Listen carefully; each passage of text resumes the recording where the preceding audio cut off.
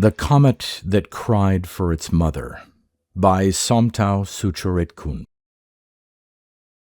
This story from the Thai-American author who is also a composer, conductor, and artistic director of the Bangkok Opera and Siam Philharmonic Orchestra was originally published in the September 1984 issue of Amazing Stories magazine. Republished in a French omni in 2005, a fanzine collection of tales from the same universe called Inquestor Tales No. 3 in 2019, and in a collection of the author's stories called Utopia Hunters in 1984. Read by Daryl T. Smith II for my channel Quasar Spectra. This reading is dedicated to my mother, Margaret Ann Reggiola, better known to her family and friends as Peggy. Millenia hence, the vast array of worlds known as the Dispersal of Man is overseen by the Inquest, a semi-religious elite motivated supposedly by compassion to prevent stagnation of the species by destroying utopias and forcibly reminding mankind of its fallen state. Whole planets are destroyed and populations displaced in the course of vast games of Makrugh, which no one, not even the Inquestors, fully understands. It is a universe of equally extreme beauty and cruelty. The Comet That Cried for Its Mother. The child's eyes, amber clear, deadly. When I die, Hok Shen, I want to be a comet. A comet. Shen Sajit, wrapping his kaleido kilt around his waist and readying his array of musical instruments for the second half of the concert, watched the child soldier they had assigned to guard him, lithe, slender, the black hair matching exactly the midnight of his tunic, the short cloak thrown sharply over his shoulder at just the regulation angle, the grave boots, iridium-laced, glistening. Why a comet, boy? Because they experience the tumblejoy, master musician, when they appear in a planet's sky as harbingers of the fire death. You've lost me. Things have changed since I was a boy here, a child soldier myself, when I swapped my eyes for the killing laser irises and learned to inflict the whirling death on cities. I don't know why I came back. For a moment the child soldier seemed to lose his reserve. You were here once. You, the most famous musician in the Dispersal of Man? Is it strange to you that someone can survive the years of child soldiery? I've never thought of it, the boy said wistfully. Were you really here? You must be 1,000 years old. Sajit smiled a little at this. Almost. Why did you come back? Idly, Sajit touched his old whisper lyre. The strings stole warmth from his fingers, adding it to their resonance. He looked at the room they had given him behind the small stage that was used for the child soldiers' assemblies, for making announcements, for meting out punishments. It seemed little different from the grubby rooms of his childhood, first as a whore's son in Arang, then here in the child soldier city, impressed by the inquest into the trade of killing. He wished he had not come back. From the minute he had set foot on Belarus, the barrack world, he wanted to go back to Eleron's place, to be again among beautiful things. I asked for a leave of absence from my inquestor. he told the boy, so that I could better remember certain flavors, certain smells, certain colors. I'm writing a new music for him, you see. But now that he had seen, he did not think he wanted to remember these things.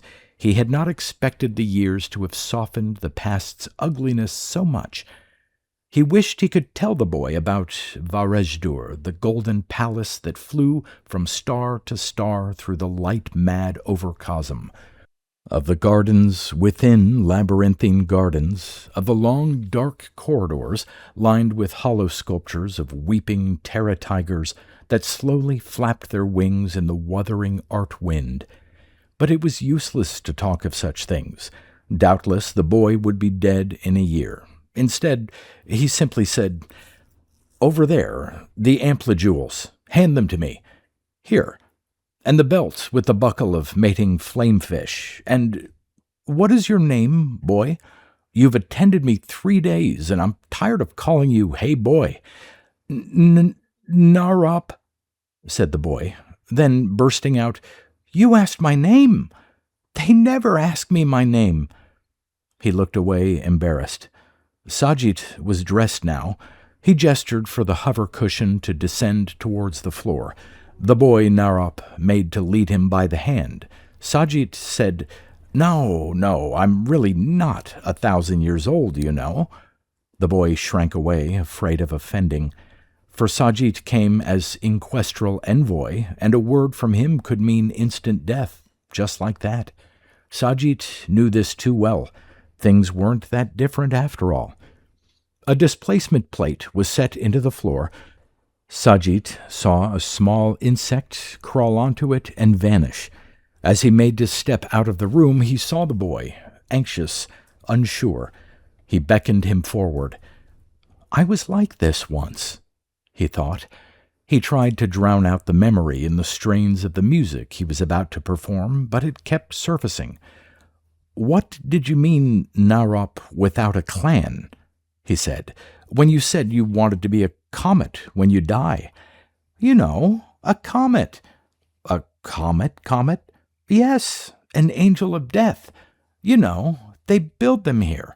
I think they'll show you the factories so you can report to your Inquestor." "Comet? Angel of death? Some new weapon, then?" For he remembered no such thing, and he had thought the boy meant some pretty conceit, some childish daydream. The boy said, smiling ingenuously, "Maybe they didn't have them in your time, Shen Sajit, but we all dream about them. If we are fierce in battle, if we are unwavering in our loyalty, they reward us after we die by making us into comets. I thought it was something they always had." "Where is the factory?" "By the hospice, where they take the child soldiers to die. It all makes sense." For a moment his citrine eyes glowed like hollow fire, and Sajit was afraid. He knew that a glance and a sub-vocalized command was all that the boy needed to slice him in two, more cleanly than any knife. If done well, there wouldn't even be much blood. The burn's intensity would cauterize the vessels. The words of the song, Sajit thought. The homeworld of the heart. The homeworld of the heart. But somehow his heart wasn't in it. His mind saw vivid nightmares of war, of ships burning as they struck the atmosphere of a doomed world, of dismembered children littering the steel gray of a starship's hold. These things had all been real as the gold that burnished the palace of Eleron the High Inquestor. To the boy Narop, they must be the only reality. Impulsively, he said, "Have you thought about beyond the wars? The time after, if you survive?" "No, Shen Sajit, I'm afraid to think such things. I don't want a clan name. I want the tumblejoy. They say that a comet feels it, that it's the finest feeling you can have." "When they take me to see the comets, Narop, without a clan," Sajit said, "will you attend me?" The boy nodded. And the old musician clutched the whisper lyre to his chest, gasping at the sudden chill as his body heat funneled into it and fueled its whispering resonances, and he stepped onto the plate, his eyes closed. And as he opened them, he saw the clashing lights and heard the familiar murmur roar of the crowd, and his voice came to him at last, as he knew it would. They had cheered him, worshipped him. Now the performance was over, and Narop had escorted him to his quarters, and he had slept fitfully, and when he awoke the word "COMET" was on his lips, for he had dreamed of an army of child soldiers turned comets and given the power to soar the night skies of a doomed world. As he sat up and the floor contoured itself to support him, he felt strangely old. Once he and Ton Eleron, the Inquestor he served, had been boys together, friends even.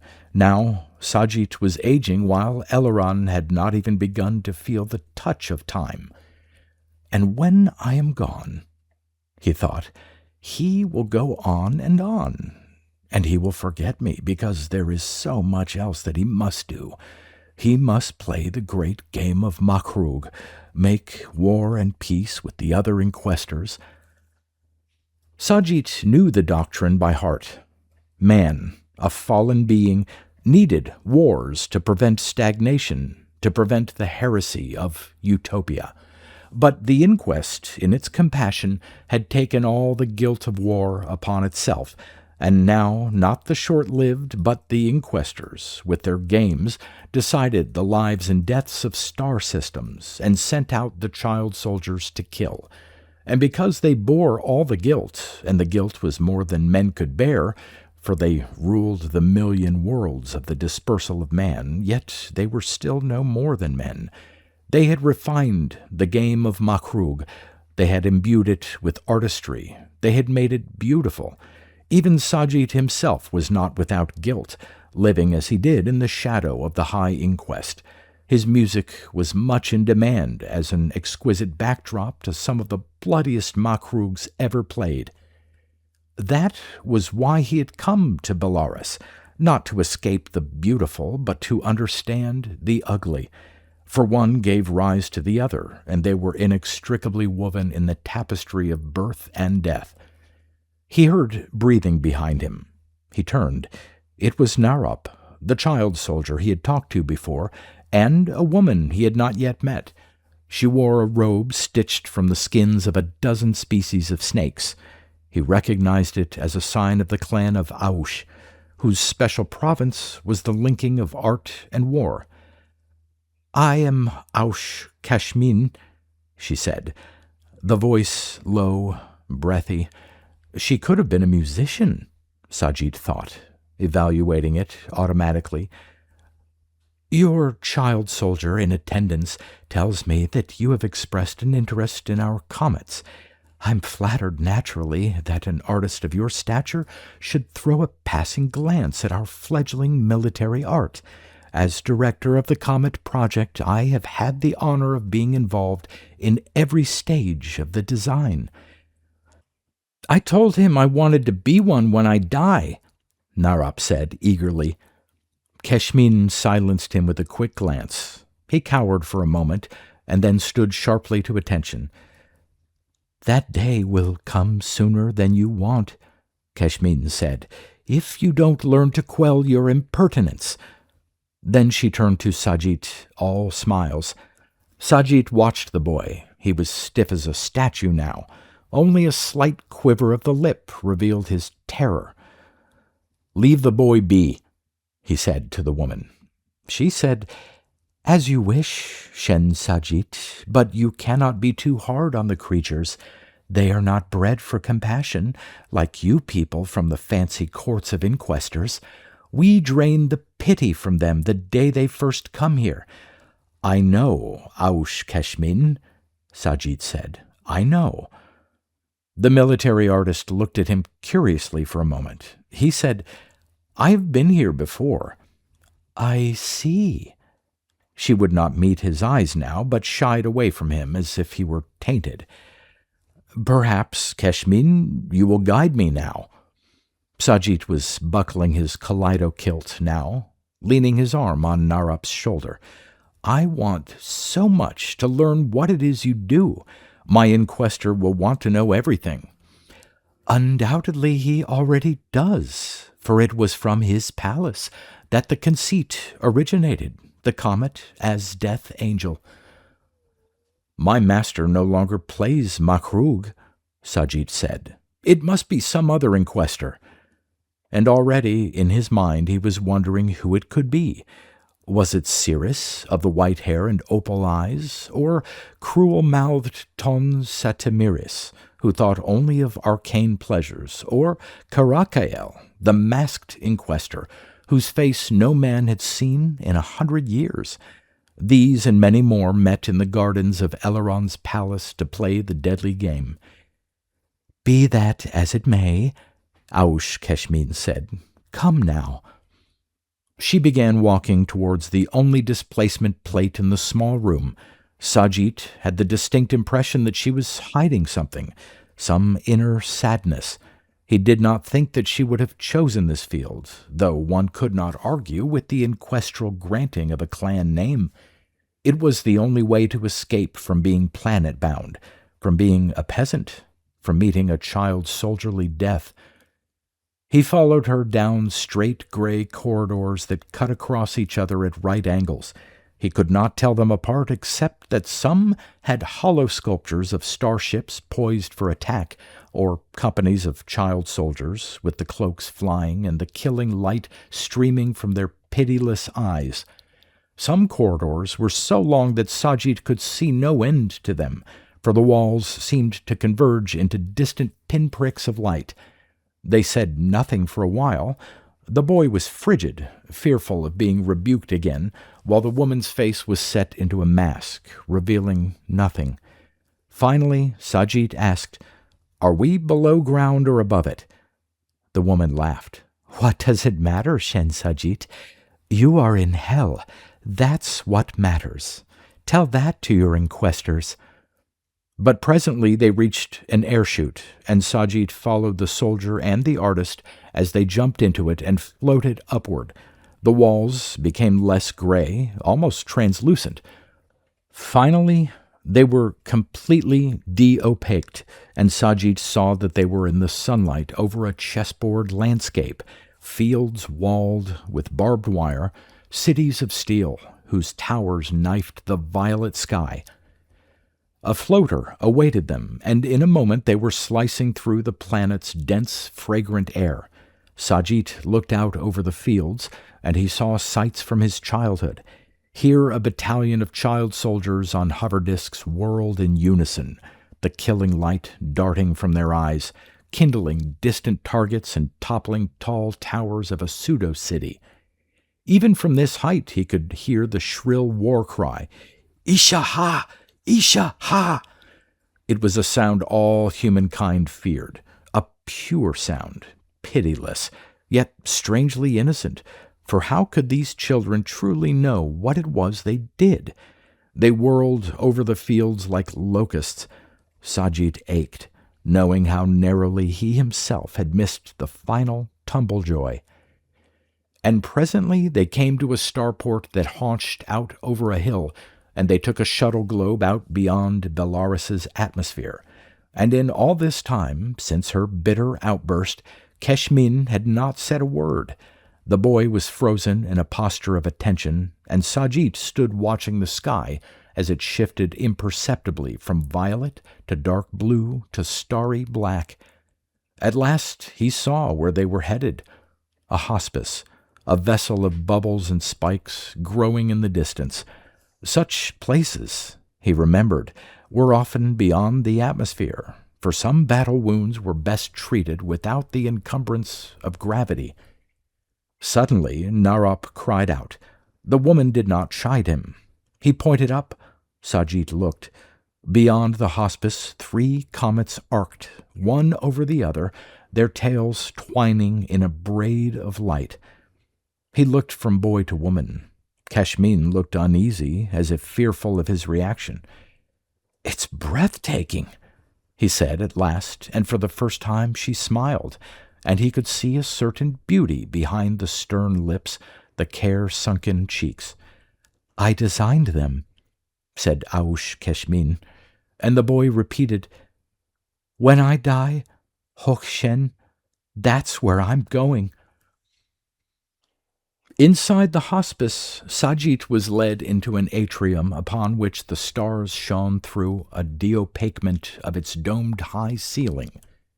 2 fountains, fire and water, played on either side of them. It was all very restful. A crying, like a bird choir in the dawn, pervaded the huge chamber. It came from the tier upon tier of levels that opened onto the atrium. The hall was so vast that the levels seemed like shelves, and the beds of dying children like boxes of toy soldiers. It was because it came from so far away and from all sides that their death-crying was transmuted into the singing of birds.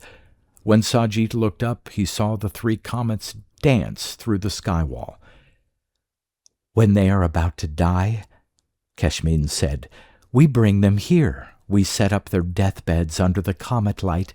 It seems to ease their pain. Will you visit with our dying?" Sajid nodded. Already he wanted to leave, to return to the palace, but there was something about this woman. With every look she taunted him. He followed her. The child soldier walked behind, each step the perfect regulation length. A displacement plate took them up to one of the floors. In pallets against the walls, as far as he could see, the children lay dying. He followed as Keshmin went among them, whispering a word to one, holding the hand of another. "Yes," she would say, replying to a hoarse question. "Yes, you've been very loyal. They will choose you. I'm sure they will. They will. You'll be up there in the sky, zooming and zinging among the stars." The words seemed to come automatically to her, a ritual formula.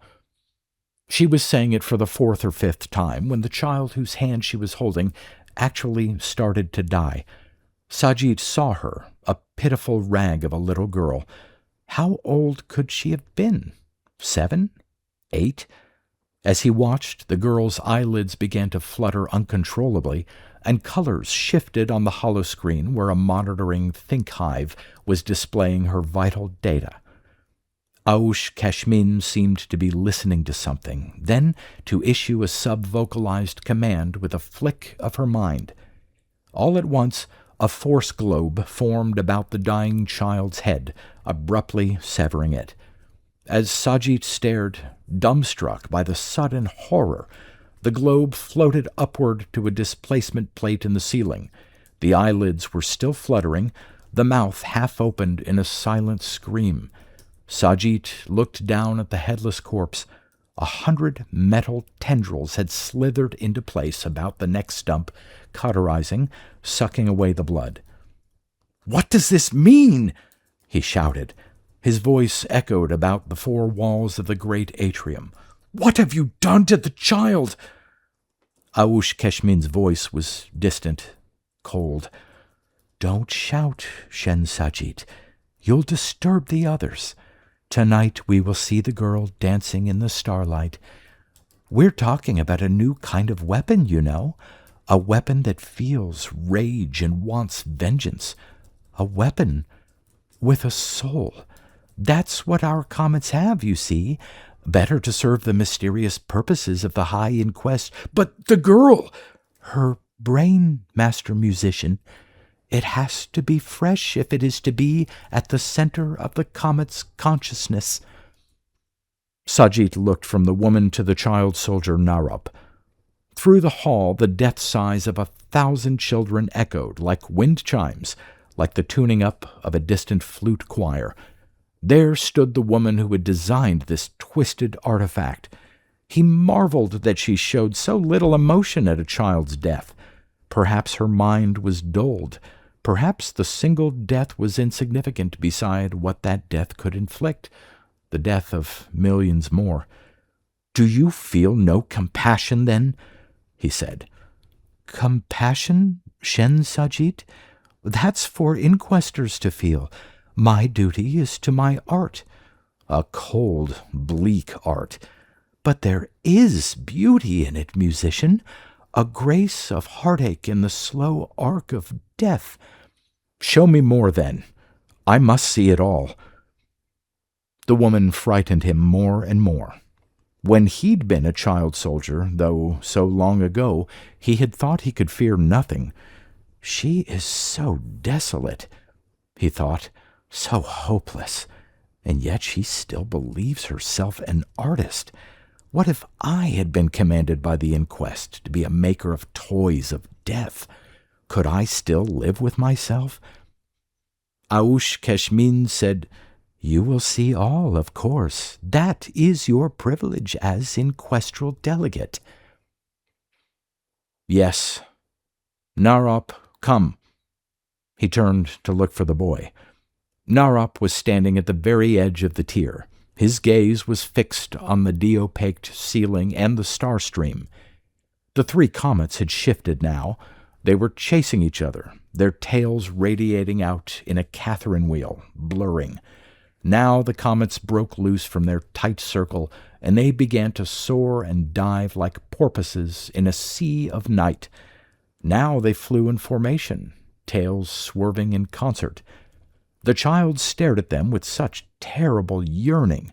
It was this longing that frightened Sajid most of all. For a moment he had recognized it in himself, but had dismissed the thought, had buried it in a mass of irrelevances, for he could not bear to admit the longing to himself. And now they were in a starship and leaving Belarus behind. It was beautiful, this planet of killing children, when seen from afar. Sajid thought, as he watched the patterned light streaks crisscrossing the planet's mist layer, blue-white and fringed with violet where the sun's diamond peered through it. The woman Kashmin never met his eyes, but stared outwards, through the de-opaqued screens that showed the three comets. Behind them were delphinoid warships. "What is this?" he said. "You're taking me to a war, woman?" "And why not? You demanded to be shown everything. Look at the comets. Soon we'll leave Belarus behind. As the sunlight fades, so will their streams of luminescent, almost vacuum. Soon they'll be dark and cold, like the hearts of the Inquestors that caused the wars to happen." Sajid listened in silence, awed by the image. She went on, still avoiding his eyes. "But they won't be as cold as those mindless chunks of ice that orbit every star. Each one has a precision think hive that controls its every movement, and each one is animated by a vengeful spirit, the brain of a dying child soldier. They are alive, then." "Alive and not alive, master musician," said the military artist. "They're in a state of half-awareness, a kind of hypnosis, perhaps. These are brains that burn with loyalty to the Inquest. They see and hear through powerful prosthetics. They speak to us only when we give them machines to speak through. Soon the think hives will forge a dark corridor through the tachyon universe, and we will be in the vicinity of the world to be destroyed. The comets will catch fire from the sunlight and will dance their doom-sayings over the chief cities of the world that is to fall beyond.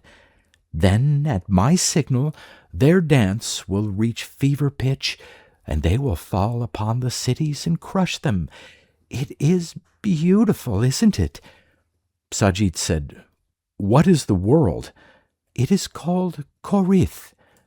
"Why will it fall beyond?" "That I don't know. It's the will of the Inquest, of course, and in their compassion, they have arranged for the people bins to carry off most of the population. We don't question the Inquest, Shen Sajid. We're soldiers. Come, do you wish to see more?" They flicked by displacement plate into another chamber. There were strange instruments here, and 4 cases that held human brains linked by wires to control panels. The walls were all de-opaqued, so that it seemed that they rested on a platform drifting through empty space, and above their heads the comets swam still, their tails dim now. "Why are we here?" Sajid asked. "The control room," Keshmin said. And she summoned a hover chair and was soon bent over some controls, while Sajid stared at the brains that hung in the air, force-bubbled, quivering a little. "Look!" As Sajid looked around him at the spectral starscape, he saw the stars shimmer strangely. He felt a queasy, dead sensation crawling up his throat from his stomach. He knew then that they were preparing to break open a tachyon corridor, to breach the space between spaces. For this was war, and war must be fought instantaneously. It could not wait for the leisurely pace of pinholing through the overcosm. As he watched, a wedge of blackness parted the star stream and grew wider and wider, as though the sky was a skin and the darkness a surgical incision held open by forceps, and they were accelerating towards the cleft. And abruptly it closed behind them, and they were in another region of space, for now the band of the star stream stretched up and down, and a red star dangled from it like a cherry. "The Korith system?" said Sajid. "Yes," said Keshmin. As she spoke, the three comets soared into existence overhead, having made the crossing in the starship's field. Sajid saw other Delphinoid ships, too, full, he knew, of child soldiers. A pearl of a planet ballooned abruptly out of the dark. "Korith?" said Sajid. "Yes, and now the dance will begin."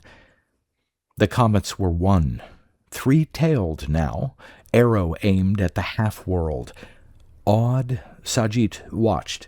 Now the tails broke free of the strand and they whirled, blinding fast, like a Catherine wheel. Now the three separated, swam like flamefish through the black. Now they arched as one, now three, now one, now three. "They will be seeing them now on Korith," said Keshmin. A grim smile stole over her features. Sajid watched first the woman, then the boy, whose eyes shone with longing. He thought, "I have never hated the universe so much." "What are you thinking, Master Singer?" Keshmin said. "You don't have to tell me.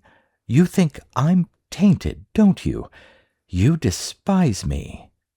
How can you call this art? And you, Hokshen, what about you? It's you who lull the Inquestors' minds after they have decreed these world burnings, isn't it? It's you who envelop your masters with beauty, so they no longer understand about death that falls without reason from the sky." "No!" Sajid trembled. This was a sorry woman, a vicious, callous woman. How was it, then, that her words rang true? He turned away. "Give me a private chamber. I will not watch this war. I'm going to compose. Attend me, boy." "Coward!" Aush Keshmin hissed after him, as his feet sought the displacement plate. Narop led him to a Spartan square chamber walled with metal frost. He sank down onto the yielding floor. There was a whisper lyre there, and a star harp of concert size, the 7 frames of strings fanning out from the control seat like a silvery asterisk. The grayness of the room rested his eyes. The boy stood guard. Presently he said, "What do you think of all this, then, Narop, without a clan? That your kind, master, are too delicate for war." "Delicate! Delicate!" Sajid shouted. "No, don't be afraid. Don't shy away like that. Shall I sing you a song of space battles, of heroism and courage? If you wish, Hokshen." And the boy settled back against the dull wall to listen. Sajid performed as much for himself as for the boy. but the words of the songs seemed empty. Presently, curiosity overcame him. He thought of the 3 comets and their cold star dance. He ordered the walls de-opaqued so he could see them. Once more the night engulfed them, and they saw the comets, writhing, twisting, zigzagging over the dark side of the crescent planet. And behind the world, a fleet of delphinoid ships waiting to rain destruction, like a swarm of phosphor flies. Then came an alarm, a metallic screech, ear-splitting. "What is the matter?" A voice. "Alert! Alert! Stations! Stations! What is the matter now?" The alarm awoke old memories in Sajid, memories he had thought buried forever. Once only, he had escaped a shredded starship. "Come, boy," he said. The boy, he could see that the boy was clenching back terror, preceded him to the displacement plate. They stepped into the control room of wires and floating brains. "What has happened?" Sajid cried. "I am an Inquestral ambassador. Are we being attacked?" He saw Aush Keshmin now, white. Her lips hardly moved. She pointed at the de-opaqued ceiling. A comet had broken loose, disrupting the pattern. It was making its way towards the fleet. "It has awakened," she said. "Malfunction of its life support. It has decided to attack us." "Why?" Sajid whispered. "It was a terrible idea. To give them consciousness. There was always the possibility. It's gone mad, Shen Sajid, mad." "Retreat, then. Abort the mission." "And the other comets? Their programming is set. The Inquest will not be pleased." "How long do you have?" "A few hours yet, Hokshen." "Hours." Aush Keshmin played with control panels. Lights darted across hollow screens. "I'm opening a communicating channel," she said, "switching on the comet's eyes and ears so we can hear its thoughts. Now." And then Sajid could hear it. A faint, kitten-like voice, like the edge of a wind. "Ma. Ma." "What does this mean?" he cried. "Ma. Ma."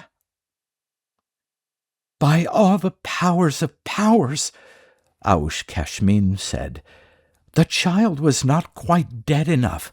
It has woken from its trance state. It's afraid. It's found something it doesn't like. But that's impossible. We select the children for the utmost loyalty to the Inquest. They are screened, tested, psychically probed to the limit. But what is it saying? Why, it's crying for its mother, of course. Child soldiers often do that the first day or 2 of training." Sajid hated her then. He knew that the woman cared only for the chill beauty of her death dance, and not at all that a child was in pain. He tried to remember the pain himself. He saw himself fleeing down the flame-twisted corridors of a dying starship. For a fleeting moment it was more real to him than all the splendor of Eleron's Varejdur. And the woman was saying, "We will have to destroy them all." But Sajid said, "Will you not find out what kind of child this was? Its name, its former homeworld. Perhaps there will be some information you can use." "Very well," said Keshmin stonily. "Ma. Ma." Sajid remembered the voice now. His own past. Once he had had a mother. How long ago? Time dilations had taken their toll, and she must be lost in the far past. Keshmin was sub-vocalizing instructions to the central think hive of the ship now. For a while they heard nothing but the whining of the little lost voice. Then came the think hive's voice, metallic, echoey. "The comet that is now insane, Aush Keshmin, was once Irian without a clan, son of a merchant of Korith. "You fool!" shouted Sajit. "You sent a child soldier against his own homeworld. In my day, such a thing was never done. You don't understand. That's no child out there. It's a machine, malfunctioning." Out of the silence came the childish voice. "Mama, bad men are coming. They want to kill you, but I'll stop them. Stop them." "I will communicate with it," Aush Keshmin said. "Listen, child of the Tumblejoy. Resume your programming at once, or you will be destroyed." She spoke these words to the air. Communicators were relaying them into the mind of the comet. "It's trying to tell me to kill you, Mama. It's bad, bad, bad. I won't listen." "It's useless to reason with it." For a while they stood, master musician and artist of death, hating each other. Finally, Sajit said, "You cannot make it understand, Keshmin, that its mother is long, long dead. How can you make it understand? You yourself cannot understand. It fears you. You are evil to it. No, I must go to it, Aush Keshmin, because though I seem now almost as high as the Inquestors, I was once like this Irian. It is safer to destroy the comets in return," Keshmin said sullenly. "I am an Inquestral ambassador, and I demand to visit the comet. We still have time. Through Ton Eleron in Tanyel Tath, my master, I assume responsibility." "You meddling street singer! You'll use this, no doubt, for one of your melodramatic songs, to ease the stomachs of Inquestors at dinner parties."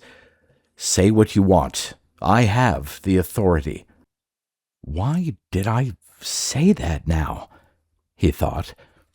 "What masochism is it that impels me to pursue the ugly, the anguished? But I must go. It's my past that calls me. Ghosts must be faced and exorcised." Aush Keshmin turned to summon a shuttlecraft. The pearl world wheeled above them, ravishing, doomed. They did not speak. Their anger walled them from each other. But from across the silence of space, the comet cried for its mother. Space now. A shuttlecraft. The comet's tail rearing up, dividing the night with its swath of radiance. At first, Sajit had insisted on going up to the comet alone, but it was true that he needed Keshmin's technical aid, and he wanted the child soldier there too. He had an overpowering desire to strip away the boy's illusions, to show him the degradation behind the dream. He did not know why he had this urge. It was almost criminal to open the boy's eyes, to let him see the utter hopelessness of the universe. Sajit was angry and bitter. Presently the band of incandescence filled the whole screen. It was 1,000,000 kilometers long, this dust tail, and thinner than most vacua, and yet it glowed. When they entered the tail, the darkness barely changed. Only before and after, in the plane of their flight, was a barely perceptible shining, and in the distance, the head, a snowball of frozen gases with a child's soul at its kernel. And all the while, as they were approaching, the craft's think hive relayed the crying of the comet. "How much time?" 2 hours. Then, whether you will or no," said Keshmin, "ambassador or not, you will die, because I have ordered the comets aborted. Do you understand? I obey instructions, Shen Sajit. I do not have whims as you palace parasites do. Your whim may kill the 3 of us." "Quiet! Think of the planet's millions. They will die too." "We saved as many as we could. Already the people bins have left with as many stasis-packed humans as could be persuaded to leave. threading the overcosm like a million segments of silver centipede. Grimly, Sajid looked ahead.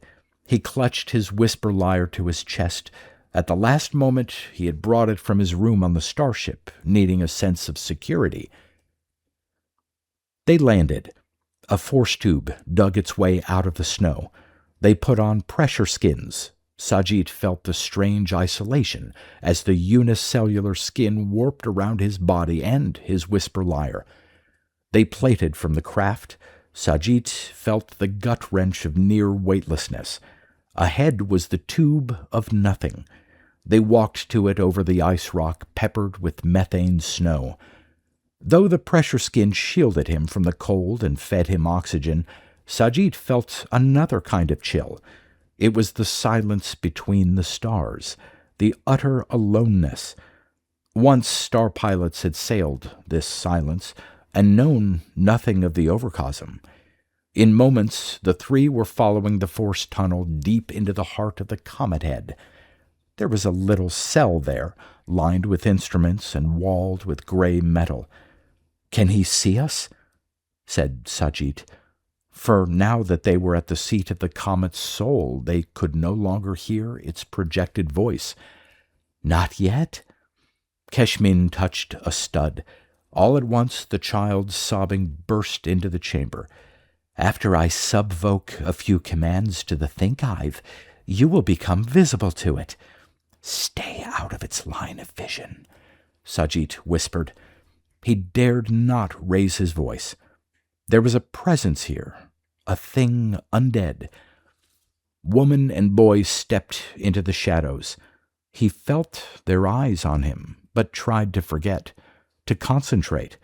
In front of him were semi-organic machines, spirals and corkscrews of metal fanning out from growths of lichen, and a circlet of mirror metal.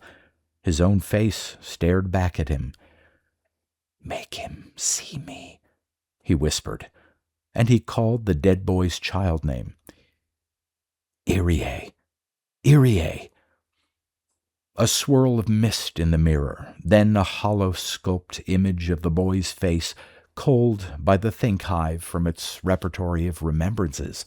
Eyes of burning amber, thin, pale lips, a mane of midnight hair. He could have been the twin of Narop without a clan. "Listen, listen, Irie. Can you hear me? Can you see me?" The boy's voice, echo-bent, tinged with metal. "Who are you? Are you my mother?" "A friend." "You're from the bad people. I'm not turning back. I'm going to kill you all. All. "It must be destroyed," Keshmin whispered urgently. "Be quiet! Don't let him hear you," said Sajid. To the boy, "I am Sajite." "One of the child soldiers?" "One of the child soldiers." Tears streamed down the cheeks of the ghost face in the mirror. "I woke up. They tell me I'm dead. I'm not dead. I'm awake. I've got power. Kill power. Bring me my mother, or I'll kill the whole fleet. I'll kill. "Why, Irie, why?" Sajid said. He could hardly contain his anger. "You can tell me."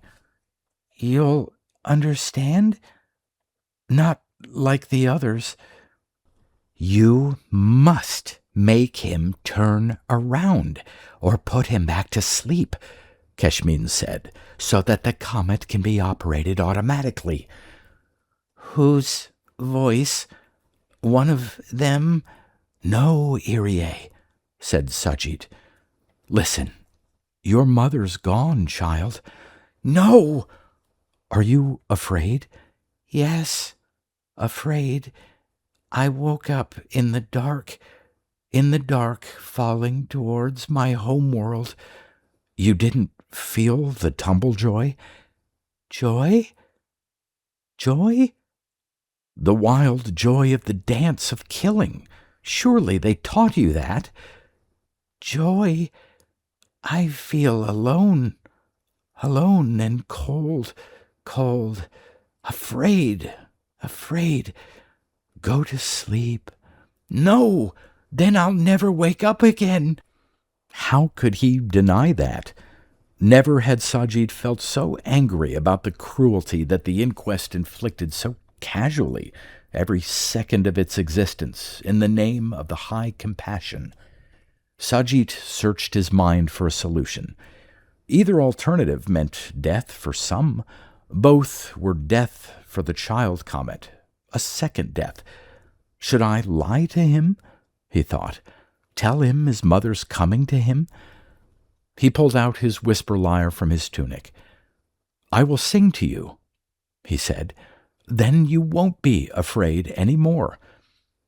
And he played a few notes, feeling the lyre suck the warmth from his chest, hearing the plucked sounds echo. The spectral eyes watched him, wide with innocence. He reminded himself that those eyes had killed, as once his own had. He sang a lullaby. Once his mother had sung it to him, but that was in another time and could not be brought back. He sang, Sleep, child, sleep. The Inquestors are watching you from their high heaven. The wings of terror tigers are fanning you. The war is done. Your mother's arms are warm. Sleep, child, sleep. As Sajid sang, he began to weep. He could not help himself. Often he had wept in concerts. This was part of his art, something that moved audiences, that could be controlled. Not this. He wept for his own lost childhood. He wept for his inquestor, Eleron, who had drowned himself in beauty so that he might not feel the pain. As he sang, the whisper lyre stole all his body heat, compounding its resonance with it. He was so cold, but still he sang. The war is done. Your mother's arms are warm. Sleep, child, sleep.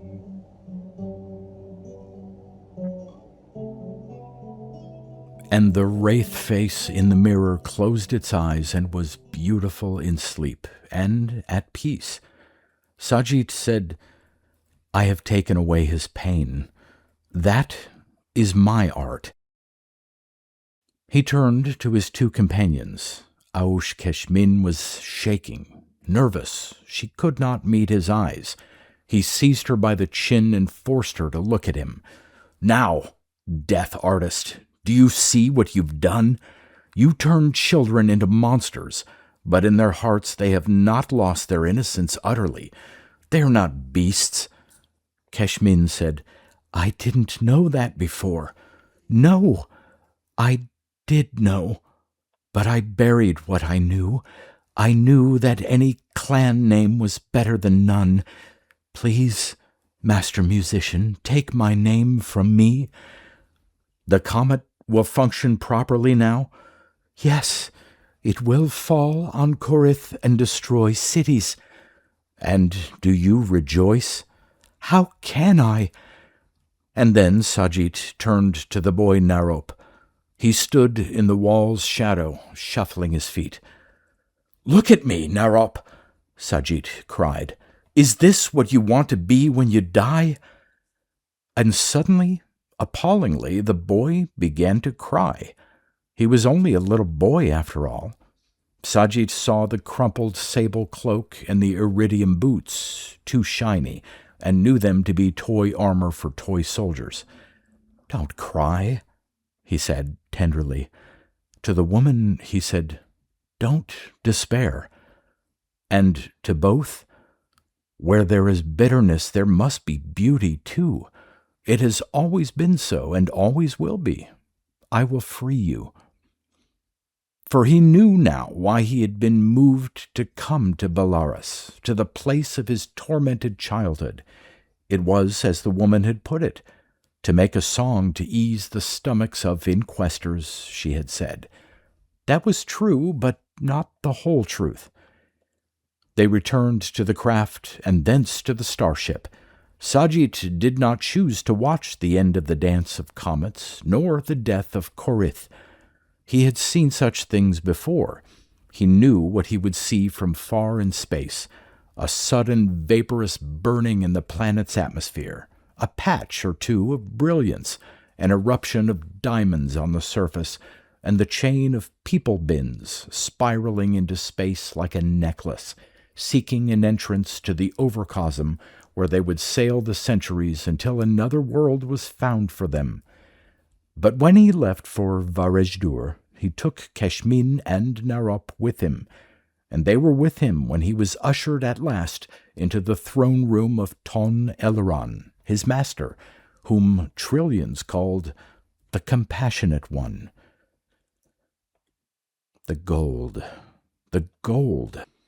They passed through hallways with gilt-burnished walls, inlaid with high-script poems in lapis lazuli, Sajid's own poems, groves of gold-plated arbors crisscrossed with streams that glittered with gold dust. The woman gaped, sullen at first, uncomprehending. The child soldier cried out in delight, and Sajid saw that they had reached the corridor lined with 100 reliefed terra tigers of Ontian marble, and he knew that he was home. And in a moment they were in Eleron's throne room, built around De Gendra's great galaxy of dust. A shimmer viol music played from a hidden alcove, and the chill, pure voice of a neuter child was singing one of Sajid's own songs. Sajid looked at his master, who sat closed-eyed on a great throne. "Eleron," he said. Abruptly, the music stopped. Eleron opened his eyes. How old he was! Had Sajid been gone that long, then? "Eleron, I'm home." "Who are these?" The woman was once a maker of death toys. The boy was once a child soldier, but Eleron, they are not what they were made to be. They have poetry in them. Sajid came closer to the throne. He saw his master's face, how tired, how world-weary. The shimmer cloak itself dwarfed him, and the huge throne of gold, and he beckoned Aush Keshmin and Narop without a clan to him, but they cowered behind him, not daring to stare at the throne's brilliance. "Oh, Sajite, Sajite," Eleron said, "always the Redeemer. You'd save the souls of everyone in the universe if you could." "And what of it?" Sajid said, his anger bursting out at last. And he told Eleron what he had seen, how they'd been making dead children into death weapons, how one had awakened in terror and gone mad, and how he had lulled it to sleep with an ancient song and given it an illusion of peace. "Why do you let these things happen, Eleron?" he cried out. "Tell me, Sajid, were they not beautiful, these comets, when they danced?" "Yes, that was the most terrible thing." "Is there not pain in everything beautiful? It is true that I let this happen, but once, long ago, at a game of Makrugh, you were singing us a new song as we played at Burning Worlds. Do you remember the words? Perhaps not. You have written 1,000 songs. Here, though, are lines from the song. What if the stars had life? What if the comets felt anger as they burned across the space between worlds? It was your song, Sajit, that gave rise to the idea. No, cried Sajit. It was your players of Makrugh who twisted my meaning into a cruel conceit. Sajit, eh? Sajit saw terrible sadness in the Inquestor's eyes, and because he loved his master, he could not be angry. I know, he said, that you are too trapped by the Inquest's doctrine. You are compelled to maintain the stasis of the dispersal of man, and to create such little wars as may be necessary to give the illusion of movement. It is thus that you preserve the balance between utopianism and progress. You could almost be an Inquestor, said Eleron, jesting to hide the hurt. You don't fool me. You, too, are a victim, imprisoned by your own power. Yes, that, Eleron, is the lesson I learned on Belarus and at the Comet's heart. And what else did you learn? That we must wrest from the universe every fleeting moment of beauty, of freedom, of truth. Old lessons, Sajite. Eleron closed his eyes again. Sajit said to his two companions, You are free now. Eleron has released you. You can stay in Varazdur and travel through Eleron's worlds, or you can leave. You will be given money. What do you want? Keshmin said, It's so beautiful here. I didn't know. Can I serve you? Said Narop. I'll be your slave.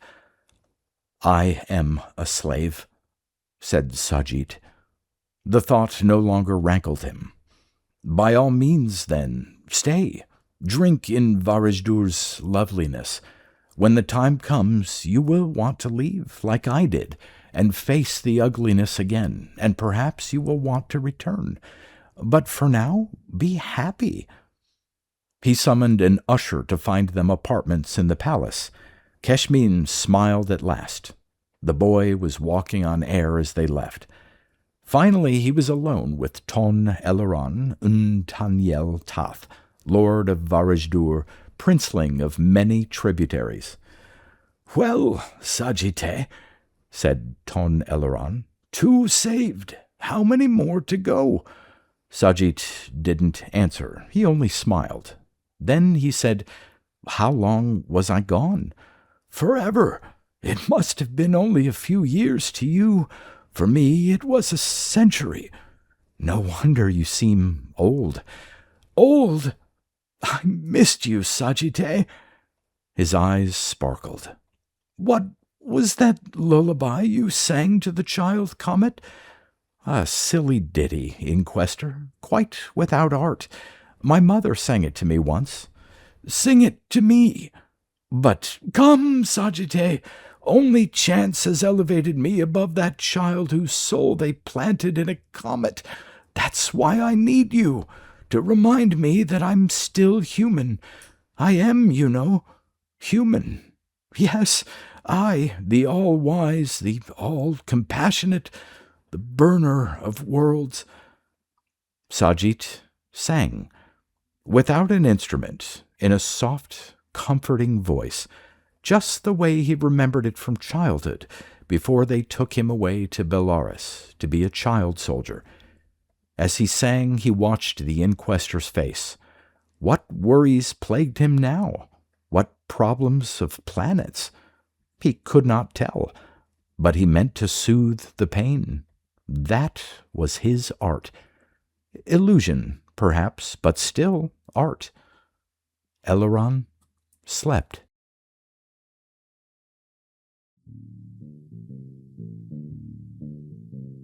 You've been listening to pre-1990s speculative fiction readings with a highlight on science fiction by Darrell T. Smith II. Please consider clicking the donation link in the description box. Thank you so much for your time and your imagination.